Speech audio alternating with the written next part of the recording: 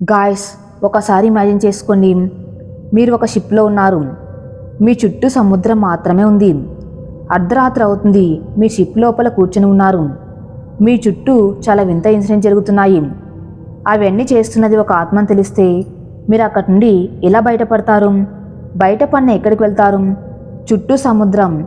మీ షిప్లో ఆ దయ్యాలు ఆత్మలు ఉన్నాయి. మీరు ఎక్కడికి వెళ్తారు? ఏం చేస్తారు? ఈరోజు నేను మీకు చెప్పబోయే కథ లాంటిది. ఈ కథ 1930 సంవత్సరం నాటిది. కానీ ఈరోజు కూడా ఎవరైతే ఆ షిప్ దగ్గరికి వెళ్తారో వాళ్ళ షిప్ లోపలికి వెళ్ళాలా వద్దా అని 1-2 సార్లు ఆలోచిస్తారు. ఎందుకంటే అప్పటి వరకు లోపలికి వెళ్ళిన ప్రతి ఒక్కరికి ఆ రోజు జీవితంలో మర్చిపోలేని ఒక పీడకలగా మిగిలింది. లేదా ఆ వ్యక్తి ప్రాణాలతో బయటకు రాకపోవచ్చు కూడా. ఈ వీడియో చాలా స్పెషల్ కాబట్టి వీడియో చివరి వరకు చూడండి. అస్సలు స్కిప్ చేయకండి. గాయస్, ఒక ముఖ్యమైన విషయం. ఈ వీడియోలో నేను మీకు ఆ షిప్లో జరిగిన అన్ని సంఘటనలకు ప్రూఫ్స్ కూడా డిస్క్రిప్షన్లో ఇస్తాను. అవి పూర్తిగా రియల్ ఇన్సిడెంట్స్. ఈ కథ 1930లో నిర్మించిన ది షిప్ క్వీన్ మేరీ గురించి. ఈ షిప్ 1930 నుండి 1960 వరకు చాలామందికి సేవలు అందించింది. చాలామంది ప్రయాణికుల్ని వారి గమ్యస్థానానికి చేర్చింది. ఆ సమయంలో ఇంగ్లాండ్ ప్రధానమంత్రి అయిన విన్స్టన్ చర్చిల్ వంటి చాలామంది ప్రముఖులు కూడా దీనిపై ప్రయాణించారు. దీంతో పాటు ఇది మోస్ట్ హాంటెడ్ షిప్గా చాలా ప్రత్యేకమైన స్థానాన్ని సంపాదించుకుంది. ఈరోజు మనం దాని గురించి మాట్లాడుకుందాం. ఆ షిప్లో మాథ్యూ అనే ఒక వ్యక్తి ఉండేవాడు. అతనికి జీవితంలో ఎప్పటికీ మర్చిపోలేని సంఘటనలు ఆ షిప్లో ఎదురయ్యాయి. అతను ఎందుకు మర్చిపోలేడో మీకు ఇప్పుడు తెలుస్తుంది. క్వీన్ మేరీ షిప్ పూర్తిగా రిటైర్ అయిపోయింది. ఆ షిప్ ఇప్పుడు కాలిఫోర్నియాలో ఉంది. ఆ షిప్ని ఇటీవలే మ్యూజియంగా మార్చారు. దాన్ని చూడ్డానికి చాలామంది వస్తారు. దాని మెయింటెనెన్స్ కోసం అక్కడ చాలామందిని అపాయింట్ చేశారు. వాళ్ళలో ఒకడే ఈ మాథ్యూ. మాథ్యూకి అక్కడ చేరి జస్ట్ కొన్ని రోజులు మాత్రమే అయ్యింది. అతను ఆ జాబ్లో ఎలా చేరాడో తెలుసా? ఒక ఎంప్లాయీ రిజైన్ చేశాడు. అతని రిజిగ్నేషన్కి కారణం కూడా చాలా షాకింగ్గా ఉంది. అది మీకు తర్వాత తెలుస్తుంది. కానీ ఈ విషయాలు మాథ్యూకు తెలియదు. అతను ఎందుకు రాజీనామా చేశాడు? మాథ్యూ వచ్చినప్పుడు అతనికి ఏమీ తెలియదు. అంతా కొత్తే. అయినా అక్కడి మేనేజర్ అతన్ని నైట్ షిఫ్ట్లో అపాయింట్ చేశాడు. ఆ షిప్లో చాలామంది ఉన్నా మాథ్యూకి పని అప్పగించిన ప్రదేశంలో జాన్ అనే ఒక వ్యక్తి మాత్రమే ఉండేవాడు. అది మాథ్యూకి మొదటి రాత్రి. మాథ్యూ, జాన్ పనిచేస్తున్నారు. కానీ మాథ్యూకి పదే పదే తన వెనక నుండి ఎవరో తను చూస్తున్నారని అనిపించింది. అతని చూపు పదే పదే ఒక డోర్ వైపు వెళ్తుంది. ఆ డోర్ దగ్గర ఎవరో నిలబడి వారిద్దరిని చూస్తున్నారని అనిపించింది. అప్పుడు మాథ్యూకి కొంచెం వింతగా అనిపించింది. అతను జాన్తో, జాన్, అక్కడ ఎవరు నిలబడినట్లు అనిపిస్తుంది అన్నాడు. అప్పుడు జాన్, చూడు మాథ్యూ, ఇది నీ మొదటి రాత్రి. అందుకే నేను నీకు చెబుతున్నాను, ఈ షిప్లో కొన్ని ప్లేసెస్కు వెళ్ళటం పూర్తిగా రిస్ట్రిక్టెడ్. నేను ఇక్కడ జాబ్లో చేరినప్పుడు చాలామంది నాతో అర్ధరాత్రి అస్సలు తిరగవద్దు అని చెప్పారు. ముఖ్యంగా రూమ్ నెంబర్ 13 వైపు అస్సలు వెళ్ళవద్దు, అసలు కాలు పెట్టవద్దు. ఎందుకంటే అక్కడ మనం డీప్ షాక్లో పడేసే కొన్ని చెడు విషయాలు ఉన్నాయన్నాడు. అప్పుడు మాథ్యూ, బహుశా ఇది నా మొదటి రోజు, అందుకే నన్ను ఆట పట్టించడానికి ఇలాంటి కథలు చెబుతున్నారు అనుకున్నాడు. మాథ్యూ విషయాల్ని అస్సలు పట్టించుకోలేదు. దానివల్ల మాథ్యూ చాలా త్వరగా పశ్చాత్తాపడబోతున్నాడు. కొంత సమయం తర్వాత వాళ్ళు తమ తమ పనుల్లో బిజీ అయిపోయారు. కానీ ఇప్పుడు మాథ్యూకి అతను నాకు ఇక్కడ దెయ్యాలు, ఆత్మలు ఉన్నాయని చెప్పాడు. కానీ నేను ఇవన్నీ నమ్మను. ఇది నా మొదటి రాత్రి కాబట్టి నేను ఈ షిప్ను ఒక రౌండ్ వేసి చూసేద్దాం అని అనుకున్నాడు. అతను ఆ ఇంజన్ రూమ్ నుండి బయటికి వెళ్ళాడు. అక్కడే తిరుగుతూ ఆ షిప్ అంతా చూస్తున్నాడు. కానీ కొద్దిసేపటి తర్వాత అతను జాను ఉన్న ఇంజన్ రూమ్కి తిరిగి వెళ్ళాలి అని అనుకున్నాడు. అక్కడి ఇంజన్ రూమ్లో అన్నీ ఒకేలా కనిపిస్తాయి కాబట్టి ఒక వ్యక్తి ఎక్కడికి వెళ్తున్నాడో అర్థమవ్వలేదు. అతనికి ఆ దారి దొరకలేదు. అతను ఈ షిప్లో దారి తప్పిపోయాడు. అప్పుడు మాథ్యూ జాన్ని పిలవడం ప్రారంభించాడు.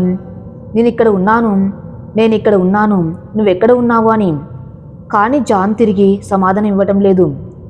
బహుశా జాన్ తనతో ఆట పట్టిస్తున్నాడని అతనికి అనిపించింది. అలా జరగదు, అతను ఇక్కడ ఉన్నాడు, నాకెందుకు సమాధానం ఇవ్వటం లేదు అని అతను మళ్ళీ జాన్ని పిలవడం ప్రారంభించాడు. కానీ ఇప్పుడు అతనికి ఎవరో అడుగుల శబ్దం తన వైపు వస్తున్నట్టు వినపడింది. అతను అటు ఇటు తిరిగి చూశాడు, కానీ అక్కడ ఎవరూ లేరు. బహుశా జాన్ అయి ఉంటాడని అతనికి అనిపించింది. ఎందుకంటే ఆ ప్లేస్లో వాళ్ళిద్దరు తప్ప ఇంకెవరూ లేరు. కాబట్టి ఈసారి మాథ్యూకి ఎవరో మాథ్యూ అని పిలిచినట్టు అనిపించింది. అతను వెనక్కి తిరిగి చూశాడు.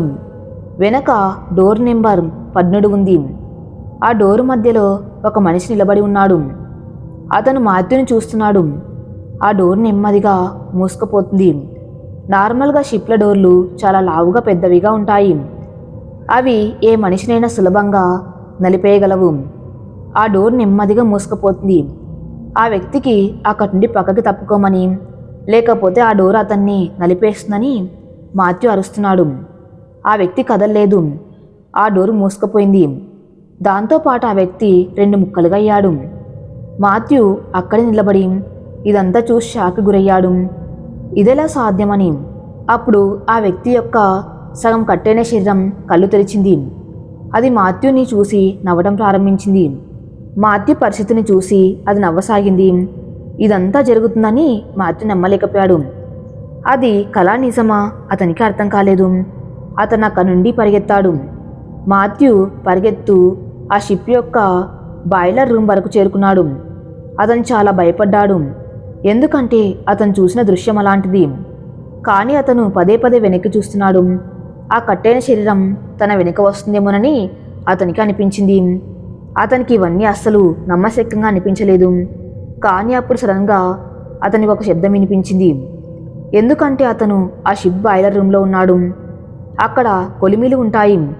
అక్కడ షిప్ను ముందుకు నడిపించడానికి బొగ్గు వేస్తారు. అతనికి కొలిమిలో ఎవరో బొగ్గు వేస్తున్నట్లు శబ్దం వినిపించింది. అతనికి అది చాలా వింతగా అనిపించింది. ఎందుకంటే ఈ షిప్ ఇప్పుడు మూసివేయబడింది, రిటైర్ అయ్యింది. ఇది ఒకే చోట నిలబడి ఉంది. ఇది నీటిపై ఒక మ్యూజియం.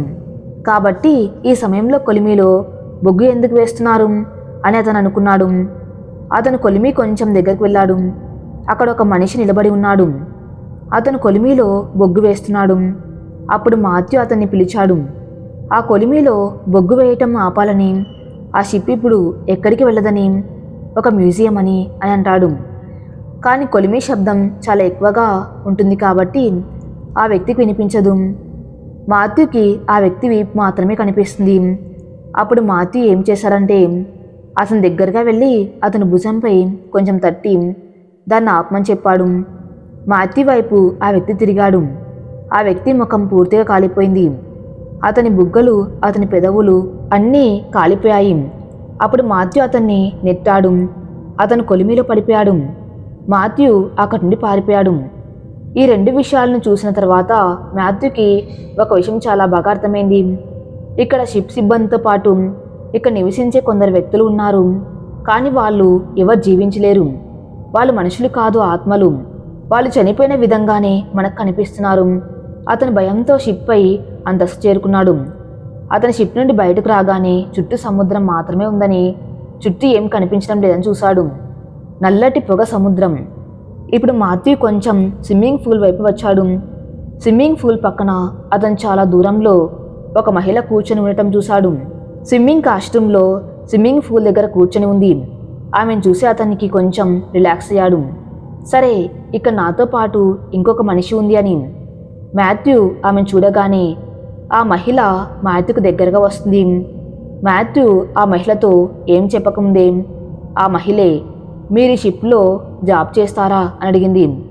మాథ్యూ అవునా అన్నాడు. అప్పుడు ఆమె, సరే త్వరగా చేయండి, ఇక్కడ స్విమ్మింగ్ పూల్లో ఒక వైర్ ఇరుక్కపోయింది, దాన్ని తీసేయండి, ఎందుకంటే అది లేకుండా నేను పూల్లోకి వెళ్ళను అన్నది. అప్పుడు అతను సరే నేను తీసేస్తాను పర్వాలేదు అన్నాడు. ఆ సమయంలో అతను దానిలోకి చెయ్యి పెట్టబోతున్నాడు. అతను పెట్టాలా వద్దా అని ఆలోచిస్తున్నాడు. ఎందుకంటే అతని మనసులో అవన్నీ నడుస్తున్నాయి. ఎందుకంటే అతను ఇప్పుడే ఒక చాలా చెడు షాక్ని ఎదుర్కొన్నాడు. అతను చెయ్యి పెట్టబోతున్నప్పుడు అతని 2 సహోద్యోగుల వాయిస్ వెనక నుండి అతనికి వినిపించింది. వాళ్ళు అతని పేరును అరుస్తున్నారు. అప్పుడు అతను ఆగిపోయాడు. ఆ మహిళ అతనికి ఎవరొచ్చినా ఏం చెప్పినా ఎవరి నమ్మకం, వాళ్ళు మీరు బతికి లేరని చెబుతారు. కానీ నేను బతికే ఉన్నాను. నేను వారి మాటలు నమ్మను. నేను అస్సలు చనిపోలేదు. నేను బతికే ఉన్నాను. నేను బతకాలనుకుంటున్నాను. నేను ఆత్మను కాదు అని చెప్పింది. అప్పుడు మాథ్యూ మరింత ఆగిపోయాడు. పూర్తిగా భయపడిపోయాడు. అతను తన స్నేహితుల వైపు చూశాడు. మళ్ళీ ఆ మహిళ వైపు చూశాడు. అప్పుడు అక్కడ ఏ మహిళ లేదు. ఆమె తడి అడుగుల గుర్తులు మాత్రమే ఆ స్విమ్మింగ్ పూల్ వైపు వెళ్తున్నాయి. అతను అది మాత్రమే చూశాడు. అతను నిర్ఘాంతపోయాడు. అదే సమయంలో అతనికి జాన్ వాయిస్ కూడా వినిపించింది. అప్పుడు మాథ్యూ జాన్ దగ్గరకు వెళ్ళి, బాయ్, ఇప్పుడే ఈ విషయాలన్నీ నాకు జరుగుతున్నాయి అన్నాడు. అప్పుడు జాన్, బాయ్ ఆగు, నాకు కూడా ఇదే జరుగుతుంది. ఎందుకంటే ఇప్పుడే 10 నిమిషాల క్రితం నాకు ఒక చాలా చెడు సంఘటన జరిగింది అన్నాడు. అప్పుడు జాన్, నేను నా ఇంజన్ రూమ్లో ఉన్నాను. ఆ సమయంలో ఒక వ్యక్తి నన్ను పిలవడానికి వచ్చాడు. అతను, పైన పార్టీ జరుగుతుంది, నిన్ను పైకి పిలిచారు, పద అన్నాడు. అప్పుడు జాన్, సరే సార్, నేను వస్తాను అన్నాడు. జాన్ పైకి వెళ్ళాడు. అతను మెట్ల పైకి వెళ్తున్నప్పుడు మ్యూజిక్ వినిపిస్తుంది, డ్యాన్స్ చేస్తున్నారని, పాట పాడుతున్నారని అర్థమైంది. అతను పైకి చేరుకొని డోర్లు తెరవగానే లోపల చీకటి మాత్రమే ఉంది. ఇంకెవరూ లేరు. నన్ను పిలవడానికి వచ్చిన ఆ వ్యక్తి కూడా అక్కడ లేడు. ఇదంతా ఏం జరుగుతుంది? ఇద్దరికి ఇలాంటి సంఘటనలు జరిగిన తర్వాత వాళ్ళు చాలా భయపడిపోయారు. వాళ్ళు ఈ విషయం మిగతా వారికి చెప్పాలని అనుకున్నారు. వాళ్ళ సిబ్బంది సభ్యులకు ఈ విషయాలని చెప్పారు. అయితే వాళ్ళు ఏం స్పందించలేదు. వారిద్దరిని ఆ షిప్ నుండి కిందికి దించారు. గాయస్, వారిద్దరితో పాటు ఇంకెవరైనా ఉండి ఉంటే వారికి కూడా ఇదే విషయాల అనుభవంలోకి వచ్చి ఉండేవి. కానీ గాయస్, ఈ విషయాలన్నీ ఎందుకు జరుగుతాయి? దాని వెనక ఒక చాలా వింత చరిత్ర ఉంది. భయంకరమైన చరిత్ర గాయస్. 1930లో క్వీన్ మేరీ ఒక కమర్షియల్ షిప్గా ఉండేది. కానీ అది ఇప్పటికీ ఆ సమయంలో ఇంగ్లాండ్లోని బ్రిటిష్ ప్రభుత్వం ఈ క్వీన్ మేరీ షిప్ను 2వ ప్రపంచ యుద్ధానికి పంపాలని నిర్ణయించింది. యుద్ధ సమయంలో దీన్ని ఉపయోగించడానికి పనిలో పెట్టారు. ఆ సమయంలో ఈ షిప్కు ఒక చాలా ప్రత్యేకమైన పేరు ఇచ్చారు. ఈ షిప్కు ది గ్రేట్ హోస్ట్ అని పేరు పెట్టారు. గ్రే గోస్ట్పై 15,000 కంటే ఎక్కువ మంది సైనికులను 2వ ప్రపంచ యుద్ధ సమయంలో వివిధ దేశాలకు పోరాడడానికి తీసుకువెళ్ళింది. ఏ సైనికుడైనా వేరే దేశంలో చనిపోయినప్పుడు వారిని కూడా ఈ షిప్లోనే తీసుకొచ్చేవాళ్ళు. ఈ షిప్ కారణంగా చాలాసార్లు చిన్న చిన్న షిప్లు కూడా నలిగిపోయాయి. ఎందుకంటే సెకండ్ వరల్డ్ వార్ సమయంలో సముద్రంలో కూడా చాలా యుద్ధాలు జరిగాయి. కాబట్టి గాయస్, ఒక విషయం చాలా సింపుల్. ఈ షిప్ చాలా చూసింది, చాలా ఎదుర్కొంది. ఈ షిప్లో చాలామంది మరణించారు. కాబట్టి గాయస్, ఈ షిప్లో చనిపోయిన సైనికుల ఆత్మలు మాత్రమే కాదు, ఇంకా చాలామంది ఆత్మలు కూడా ఉన్నాయి. ఎందుకంటే దీనికి చాలా కథలు ఉన్నాయి. అందులో మొదటి కథ డోర్ నెంబర్ 12 గురించి. ఆ రోజుల్లో హ్యారీ అనే ఒక ఉద్యోగి ఈ షిప్లో ఉండేవాడు. ఆ సమయంలో డోర్ నెంబర్ 12 మధ్యలో పడి హ్యారీ నలిగిపోయాడని చెబుతారు. అతను సగం ముక్కలుగా విడిపోయాడు. అప్పటి నుండి ఎవరైనా అర్ధరాత్రి డోర్ నెంబర్ 12 దగ్గర తిరిగినా లేదా అక్కడి నుండి వెళ్ళినా వారికి హ్యారీ అరుపులు, కేకలు వినిపిస్తాయి అని చెబుతారు. ఎవరైనా ఇంకా చాలా దురదృష్టవంతులైతే వారికి హ్యారీ సగం ముక్కలుగా కనిపిస్తాడు కూడా. ఈ రెండవ కథ స్టేట్ రూమ్ B340 గురించి. అక్కడ 1948లో ఒక ప్రయాణికుడి గదిలో మరణించాడు. అర్ధరాత్రి ఈ షిప్లో ఆ వ్యక్తి ఆత్మ అక్కడ తిరుగుతుందని, అది నిద్రపోతున్న వారి దుప్పట్లను లాగేస్తుందని చెబుతారు. గాయస్, ఈ 3వ కథ ఫస్ట్ క్లాస్ స్విమ్మింగ్ పూల్ గురించి. నేను ఇంతకుముందు కథలో చెప్పినట్లుగా ఒక మహిళ ఆత్మ తిరుగుతుంది. కానీ దాంతోపాటు ఇక్కడ ఒక చిన్నపిల్ల ఆత్మ కూడా తిరుగుతుంది. దాన్ని చాలామంది అర్ధరాత్రి చూసామని చెప్తారు. దాంతోపాటు ఆ రోజుల్లో ఈ షిప్ కమర్షియల్ షిప్గా ఉన్నప్పుడు ఒక లైఫ్ గార్డ్ కూడా మరణించాడు. ఆ లైఫ్ గార్డ్ ఆత్మ అక్కడ విజిల్ వేస్తుందని చెప్తారు. అది మిమ్మల్ని స్విమ్మింగ్ పూల్లోకి వెళ్లకుండా ఆపుతుంది. ఆ షిప్లో పనిచేసి చాలామంది ఈ రోజు కూడా దీని గురించి చెబుతారు. గాయస్, ఇవన్నీ కాకుండా షిప్ యొక్క boiler room, party hall, VIP reception ఇవన్నీ కూడా హాంటెడ్ ప్లేసెసే. అంటే మీరు ఆ షిప్లో ఒక దయ్యం నుండి తప్పించుకొని బయటకు వచ్చినా మీకు మరొక దయ్యం కనిపిస్తుంది. ఈ మొత్తం షిప్ అంతా దయ్యాలతో నిండి ఉంది. గాయస్, ఈ కథ నేను మీకు ఏదో కల్పించి చెప్పింది కాదు. చాలామంది పారానార్మల్ ఇన్వెస్టిగేటర్లు ఇక్కడికి వెళ్ళారు. వారి మాటలు నిజం. దానికి సంబంధించిన లింక్స్ అన్నీ ఈ వీడియో కింద డిస్క్రిప్షన్లో ఉన్నాయి. వెళ్ళి చెక్ చేయండి. అది చెక్ చేసిన తర్వాత మీరు నిర్ణయించుకోండి ఏది నిజం ఏది అబద్ధం అన్నది. ఎందుకంటే ఈరోజు కూడా ఆ షిప్ హాంటెడ్ అని నమ్మని వాళ్ళు ఉన్నారు. అలాగే క్వీన్ మేరీ షిప్ పేరు వినగానే భయపడే వాళ్ళు చాలామంది ఉన్నారు. ఈ వీడియో ఎండ్లో నేను మీకు చెప్పబోయేది ఒకటే. దయ్యాలు నమ్మిన నమ్మకపోయినా అవి మీ చుట్టూనే ఉండవచ్చు. మీరు ఇప్పుడు ఈ వీడియో చూస్తున్నప్పుడు కూడా మీ పక్కనే ఏదో ఒక ప్రేతాత్మ కూర్చొని మిమ్మల్ని చూసి నవ్వుతూ ఉండవచ్చు. జాగ్రత్త.